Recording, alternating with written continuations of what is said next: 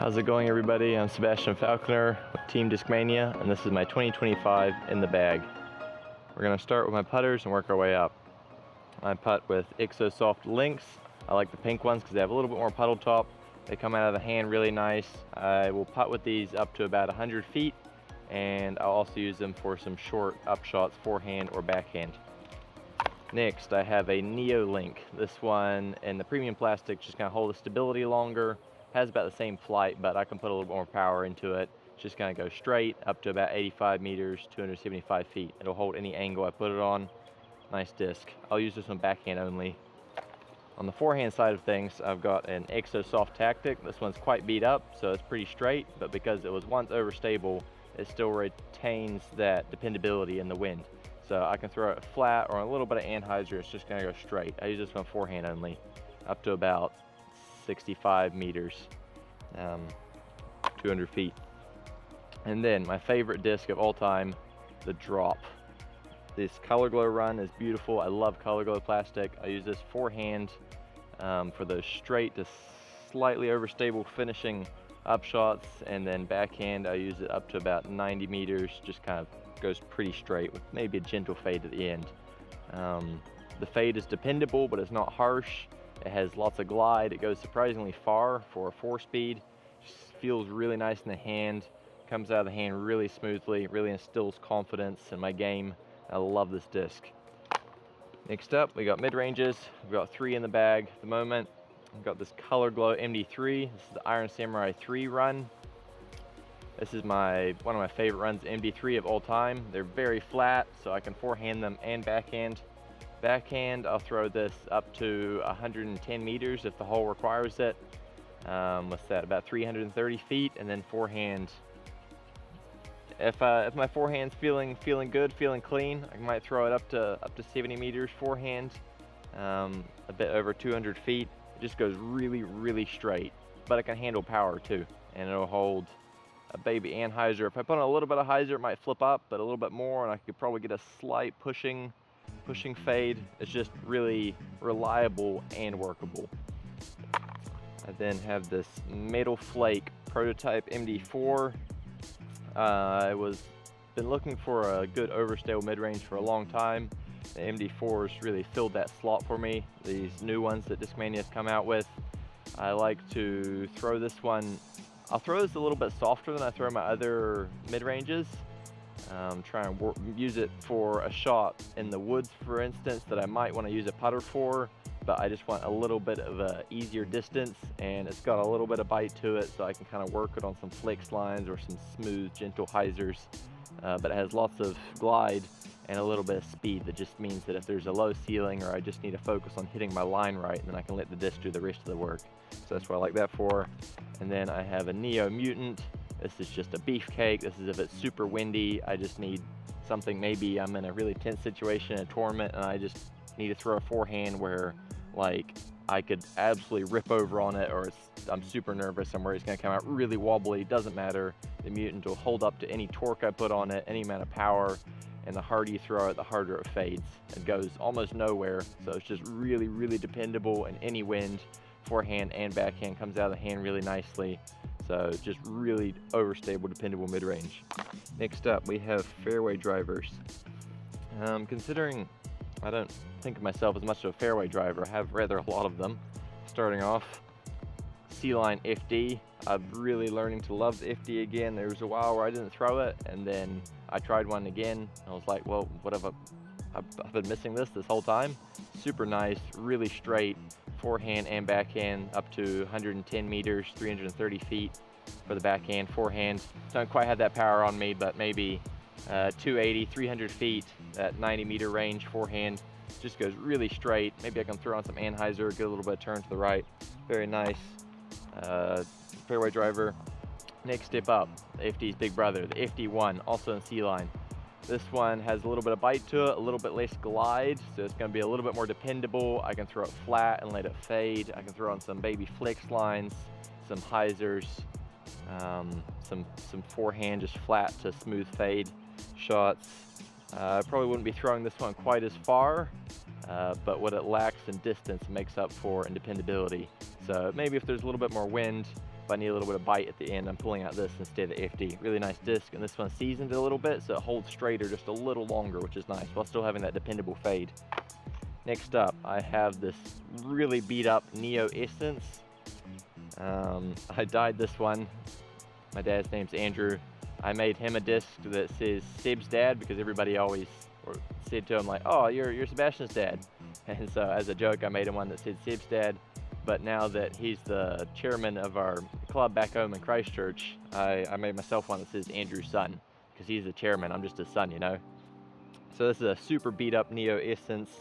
I throw this rollers, maybe some crazy flip up backhands, and then it's really fun to work on some forehand shots. This is kind of my understable utility disc in the bag. Really like this. This is over 2 years old at this point. Yeah, it just comes out of the hand really clean, and it's just a fun disc. It's nice to have something really understable. Next up, moving up to 9 speeds, I have this Vanguard. This is from the first run of Vanguard that came out. It's the Special Blend S-Line. So S-Line, but just a little swirlier than normal.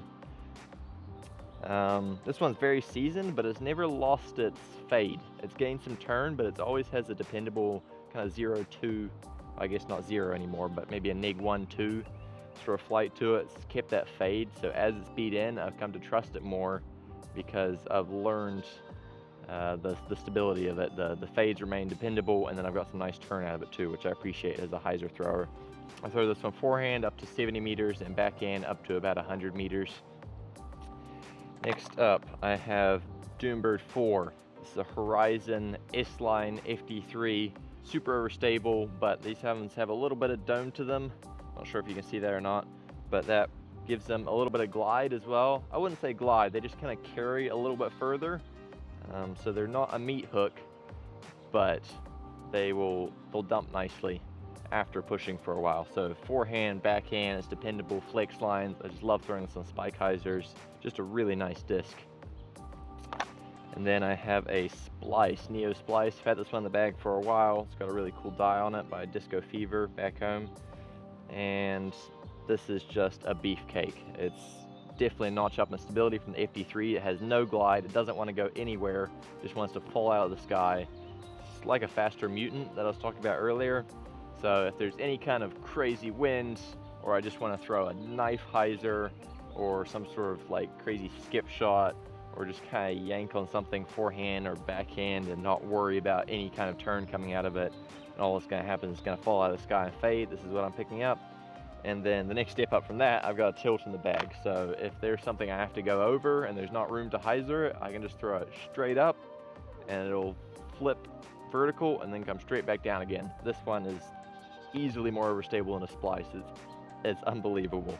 So I don't pull it out often, but it's really fun to have it in the bag, and it is actually useful from time to time. Next up, we have distance drivers. I've got 5 in the bag at the moment. We have this Special Blend S-Line cloud breaker from the first round of cloud breakers that came out. This one's very beat up now. I lost it at the top of a tree, and then it got returned to me like months later. And then I've had it in the bag a while since then, so it's very beat up. I'll throw this in hyzer, just flips up really nicely. Maybe I can get some turn out of it. Throw it forehand flat, just have it go straight.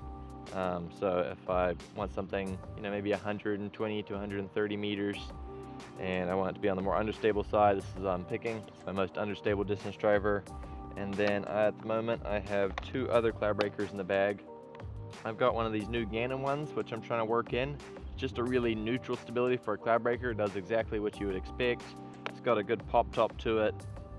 Yeah, so I'm just trying to work this in, see how it flies for me. Just a little bit of turn, solid fade at the end, forehand and backhand. It looks beautiful, and it's in really nice Color Glow Horizon C-Line plastic, which I love. And then I've got Old Trusty. This is a older Horizon cloud breaker from the first round Horizons ones they did. This one's a little bit more overstable than that other Gannon Horizon cloud breaker, and so it's just a little bit more dependable. I've had this in the bag for a while. I know how it flies. This is a workhorse distance driver for me. I get probably furthest flying disc in my bag. It goes really far. It's dependable. It's just a really nice disc, backhand and forehand. And then I have 2 PD2s to finish off. We have the Sky Stone. This is a swirly S-Line run from the mystery box last year, I believe. This one's very beat up. I've hit the road a lot of times with this one, and it has that beautiful baby turn at the beginning of its flight that if you've had a seasoned PD2 you know about, and then it has that nice hook at the end of the flight that all PD2s have. So it has distance from the turn and dependability from the fade. So if it's really windy and I'm looking for an overstable driver forehand, I'm reaching for this, and then backhand, I'm throwing this all over the place. Probably goes up to 120 meters, maybe stretch it out a little bit further on a good day. 400 feet, really nice PD2. And then I've just replaced my last old Discmania disc with this Gravity Bomb, this Horizon Sea-Line PD2, the Gavin Babcock Signature Series. Love the stability on this, beefcake, but it still has that nice push that you expect from a PD2. It's got that good pop top. Really happy to have this in the bag. It's definitely a notch up in stability from the old PD2 I had in there, so glad to have all new Discmania. It's a nice way to cap off the bag. Haven't learned it fully yet, but I know that it's really overstable and it flies like a PD2, so that's exactly what I'm looking for. That's everything in my bag as far as discs go.